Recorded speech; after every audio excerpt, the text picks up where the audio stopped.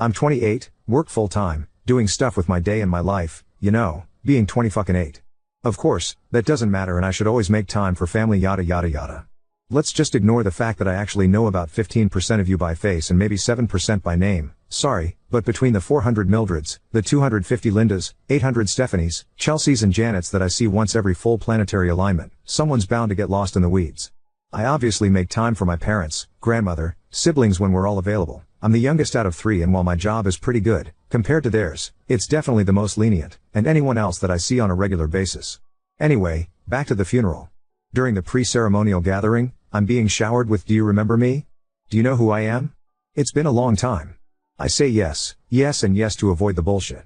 So in the midst of that, one of my cousins whom I have zero memory of, but she apparently regularly talks to my mom, comes up to me and introduces me to her kids. We exchange pleasantries and they seem super happy to meet me and their mom says that have been absolutely dying to meet me. My brain is like what the fuck, but I just shake it off at that moment because I wasn't in a good mood and just didn't want to focus on it. My cousin tells me they're around my age and that they also live in my state and are actually about a 40-minute drive from my place. Oh, that's awesome. I don't care. She suggests a little get-together sometime later this year and says she'll talk to my mom about it. Which sure, that's fine.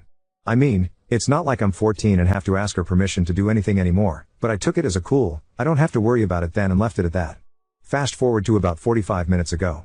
It's almost midnight. I get a call from a number that's based in the city most of my family lives in the other state. Not only that, but it's a very specific location. Too specific to just be a spam call, so naturally I kind of panicked.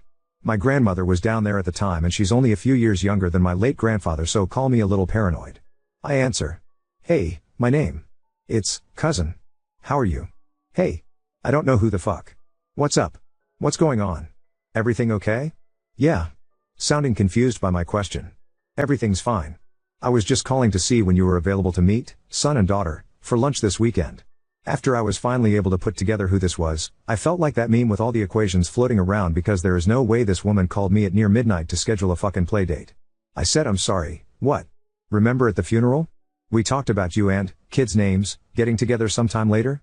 Daughter is transferring to university in my city for her junior year and son is applying there too, so they're taking a tour on Saturday morning, so I was thinking we could meet you afterward and you could take them somewhere for lunch. Just nowhere with alcohol, just, son is only 18. Yo, what?" I remember her saying that they were around my age, but homie can't even drink? Then she starts rambling about how her daughter isn't allowed to drink unless she or her husband are present because she's 22 and doesn't know what moderation means. Maybe this is just me, but what in the God's green earth would a 28, almost 29-year-old have to talk about with a 18 and 22-year-old that isn't don't do drugs, focus on school and don't go getting nobody pregnant, not to mention the fact I don't even know these people. Before I knew it, I had started wheezing and squawking in the phone and cuz did not appreciate it. I couldn't hear what she said under my laughter, but I was like, "Yeah, I don't think so. I work a double on Saturday, so I'm not getting off until like 8 p.m. Well, first of all, I don't know what was so funny about what I said, and you could easily just do a nice dinner or something. 8 p.m. isn't that late. My little patience is gone at this point. Ma'am, I work a good 40 minutes away and this isn't Star Trek. I'm not getting home until around 9 and I am not itching to babysit after an 11-hour shift. I can recommend some spots for y'all to check out yourselves, but this is a college town. You're not going to find many places with zero alcohol, but it's not like they don't have other drinks. Excuse me. I know your mother did not raise you to be rude like this, especially to family. Dude, I don't know you. I have no idea who you are and you're calling me at witching hour to schedule a hangout with your kids who are in fact not around my age. Girl, y'all are all young adults. I pay for my own medical insurance. We are not the same. Please, do not call me again." I hung up and had a small cackle fit with my fiancée, who was awoken by this nonsense.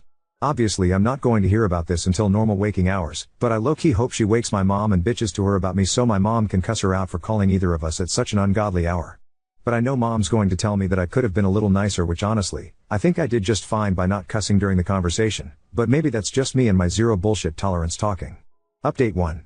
Turns out, I cursed my mom by making a joke about my cousin calling her to bitch about me after she got off the phone with me, because that's exactly what she did. Woke my poor hardworking mother up to tattle on me. Now my mom's an absolute peach, in front of me anyway, but I've seen her cut up at people like a runaway chainsaw, so she wasn't fooling me with her cutesy fairy act. Tinkerbell can be petty bitch. While she didn't tell me what exactly she said, she mentioned that he said some words, which is her way of saying I cussed, and she hung up the phone after one sentence.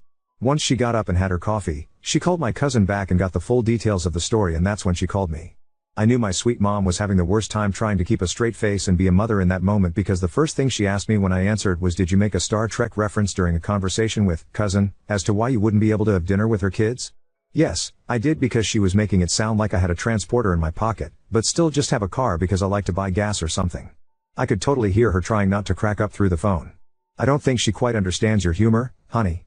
Well, no surprise there because we don't know each other. She immediately broke and cackled so loud that my dad heard from another room and I heard him crack up through the speaker. As much as I know she wanted to, she couldn't bring herself to tell me to apologize just yet and told me to just hold off until, cousin, calms down some, but she'd keep me posted. This was the part that almost made me crash my car. I was driving to work during this call. So, I know what, cousin, did was ridiculous, but do you think it was appropriate to laugh at her? I'm not gonna say exactly what he said, but apparently mom made up a very colorful name that included the N-word when my cousin woke her up this morning. Don't worry, we're all black. In all of my years of life, not one time have I heard my mom say that, and I'm surprised she was able to recover from that amount of rage to even call this woman back, let alone have a normal conversation. So I think it goes without saying, I'm definitely not the way anyone needs to really be worried about pissing off from now on. Compared to my mom when she's tired, I'm a box of kittens. Update 2. I have officially had enough of this raccoon dog of an individual, which is what I will be referring to here as from here on, as that is now her name in my contacts. If you all thought the audacity and entitlement could not be topped, prepare to be just as wrong as I was. And if you did think so, well, I guess I'm just a fucking idiot. Anyway, since I was off today, I decided to work on a new beer recipe I conjured up, so I'm in the kitchen stove with my brew pot. Now for context, when you home brew beer, the first thing you do is make the wort, which is basically your sugar water. It's made from a process of boiling grains in a kettle/pot, then removing it from heat to add the malt extracts, which you have to mix until it's dissolved before boiling the mixture again. Afterward, you add the hops, what provide bitterness and a variety of flavors. My brews, in particular, are a little more complicated because I use different ingredients that I grow myself in the initial boil. Because of this, I take very great care to not waste any of it because these ingredients do take a long time to grow. This will be important later. So, I'm chillin', doing my thing when I get a call from the raccoon dog from hell. After contemplating whether to send her to voicemail or not, my curiosity got the best of me and I answered. Hello? Hey Blay, it's RD. Oh, hey, what's up? So, I just wanted to apologize for the other day. I didn't even think about what time it was. I'm usually up pretty late chatting with somebody, can't relate, and I just went ahead and called. Yeah, I feel that, no worries. Seething internally. So listen, I know we got off to a bad start, but I was hoping you'd reconsider hanging out with Blay and Blay, since they don't know anyone in that town, and I know you were concerned because you don't know each other. I get it. I just want them to have someone present that they could be comfortable around. Now, as I said in previous comments, I think that's totally fair. After all, she is their mother and she's probably just trying to make sure college isn't a drag for them. I personally hated going to classes and being around people I didn't know for that long, and I really wasn't feeling the whole college mingle vibe, so I took online classes and stayed home, so I completely understood where she was coming from and I expressed that. Thank you for understanding. Now your mother told me that these things need to be scheduled in advance for you because of your job, so I was thinking around Thanksgiving or Christmas time since we'll all be gathered together anyway. Yeah, sure, since we'll all be in the same spot anyway. I don't see why not. Great. Thank you so much. They're going to be so excited. Awesome, sounds good. Enter click-clack of brew pot being returned to the hot stove. Are you cooking something? Yeah. Oh. You know how to cook? What are you making? I'm making wort for a new recipe I'm trying out. Wort? What's that? Oh, it's the sugar base for beer. I'm sorry, did you say beer? Yeah. You're making beer? Yeah? Oh, does your mother know you're doing that? She knows I know how to make it, so yeah, I guess? Oh. Awkward silence. You did hear that I said beer and not cocaine, right? You know how to make that too? No. I asked because you're acting like I'm Breaking Bad or something. I mean, I'm just concerned about how that might influence the kids, so maybe don't mention that when you hang out? Now, I already know that my career choice/hobbies aren't ideal for some traditional families, but I'd be lying if I said I didn't get a little offended about how she reacted and treated something I'm so passionate about. The only reason I didn't decline the hangout and hang up was because of the fact that 1. I was going to see them during the holidays anyway, and 2. I don't really talk about my passions in front of my family anyway out of respect and to avoid any extra bullshit, so it's not like it really would have been an issue. So I just rolled my eyes and agreed. Awesome. Okay, so last thing, I know there's a lot of student housing in that area and cheap apartments, so I was wondering which ones we should look into that would be close to the school, but also close to you too. Now, this is where shit got real and, I'll be honest, I grinned a little bit. Well, my apartment is about a 5 to 10 minute walk from the school and the rates are pretty decent for a 2-bedroom. That's fantastic. You guys could be neighbors. Yeah, about that, we actually won't be in the area because we're moving to city that I work in that's almost 40 miles away, before the new year. Okay I'm not really following. You're saying you won't be able to come see them? Insert Britney Spears WTF face. Well, no, not really. The whole purpose of the move is for us to be closer to our jobs so we won't have to drive that far. But you do it all the time, so I just don't see why you wouldn't be able to do it like once or twice a week to go see them. That would actually be super inconvenient for me. I don't think that would be very plausible. It's inconvenient to spend a few hours of time with your family? Don't you drive further to get to city where my parents live? I mean, yeah, but it's usually because of traffic. So, you'll be even further when you move and you'd go see them anyway, so I don't understand what's so inconvenient about you driving halfway to spend time with your cousins. Especially on days like today where all you'll be doing is making alcohol when you could be spending time with your family. I mean, it's just, I feel your priorities here are a little backwards. Now I have painfully and carefully picked and chose my words while talking to this person during all of our conversations, but my brain pushed civility in the closet and locked it for the rest of this conversation. I'm sorry, did you really just compare the level of importance between your kids that I have said exactly ni word to in my entire 28 years of life to my fucking parents? Okay, first of all, honey, I don't know who the hell you think you're talking to. Who the fuck are you again? What do I owe you again? What part of my day or time do you deserve a piece of again? What meaning are you in my life again? What would I miss if we hadn't met again? Oh, nothing, because I don't fucking know you and I don't care if you decide to move in my fucking attic. I don't have an attic. I'm going to go see my parents and bring them all the homemade booze I want years before I even remember your fucking name, and fuck you for distracting me because my pot boiled over and now my fucking word is ruined. That last part was in the heat over the moment, but I almost lost it when I heard my fiancé bust a laugh in the next room. From what he described to me later, he said I sounded like an angry Bubbles from the Powerpuff Girls. After that, I don't even remember if she said anything because I was trying to clean up the sticky mess of my ruined concoction off of my stove and floor before my cat could get to it, and was just cursing under my breath, and all my irritation could muster was an angry "see you on Thanksgiving" before I hung up. I haven't heard anything else from anyone, but considering the blow up was so out of character for me, I'm almost 120% sure no one will have the nerve. It's rare that I actually get mad, so when I do, my parents have always just made sure I was okay and left it alone and would gatekeep anyone that tried to bring it up later. My fiancé came to help me clean the mess, and I gotta give him props for being able to quickly make me laugh about how the sound I made when I saw the pot boil over. I jokingly asked if he thinks I'd get in trouble for that, but he said that he thinks I scared her enough to send back to trash den for a while. Update 3. This is just the first time I've had since Thanksgiving where I've had absolutely nothing to do. This will be the last update of this roller coaster of mayhem, so thank you everyone that took time out of their day to read all this, and I'm happy that I was able to entertain you. Now for the moment you've all been waiting for. I know most of you guys were thinking it was going to be some sort of media circus monstrosity family dinner, because I did too, but the goddess of chaos decided to be my bestie this year and make this holiday just so perfect for me. Thanksgiving with my family was closed. My parents went to visit my brother, my grandmother went to home in honor of my grandfather, and my fiancé and I both had to work Black Friday, so we spent our Thanksgiving at home in peace. We had a delicious meal, delicious drinks brewed by moi, and cuddly PJs with a horror movie marathon. It was absolute perfection and I was loving it like a fat cat in a canned tuna factory.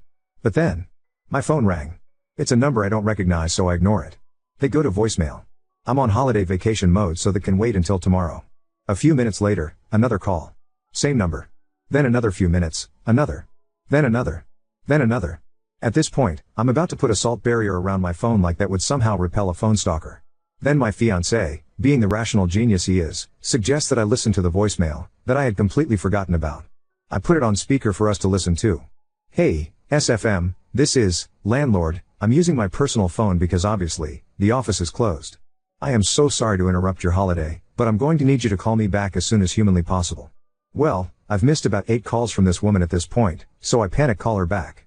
Now at this point, you all are probably wondering where the raccoon dog comes in. Oh, baby, it's about to feel like Christmas. Now, as I'm typing this out days after this went down, I don't have the conversation memorized word for word, but I know I can get it pretty close. I remember what I said, and my landlord was less than professional during this conversation. No judgment, I would have been pissed too, so I think I'll be able to get the gist across. I call my landlord. Hello? Her tone like she found the whole turkey in the toilet. Hey. I'm so sorry, I didn't know this was you, and I was nah, honey. I get it. You were enjoying your holiday like we all should be. Don't even worry about it.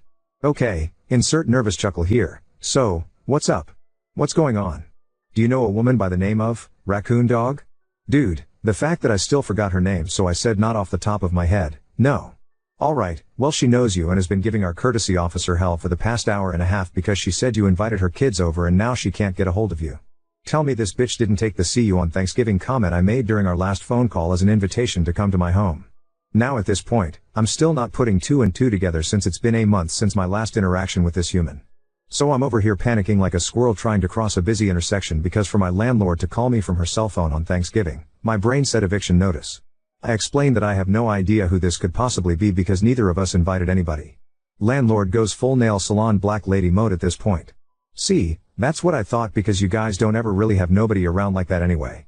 RIP my landlord knowing that my fiancé and I antisocial hermits, but she knows your name, she didn't mention, fiancé, and has been demanding we give her your room number, like really? No respectable establishment would just give out their tenants' information like that even if we did you still breaking the law. What's she doing? She parked in front of the fire zone with her kids in the car and is shouting police brutality because our courtesy officer gave her a fine and told her that if she don't move, we're going to have her car towed. Mind you, the fine here for parking in front of a fire zone run between $500 to $2,000 depending location and severity of the situation. My apartment is very close to the university and the main road to the separate properties is a very commonly used route directly to many of the university buildings as well as the a third of the fraternities. So if there was a fire in that area, that section would most definitely be blocked off so they take this very seriously. Did she move? No.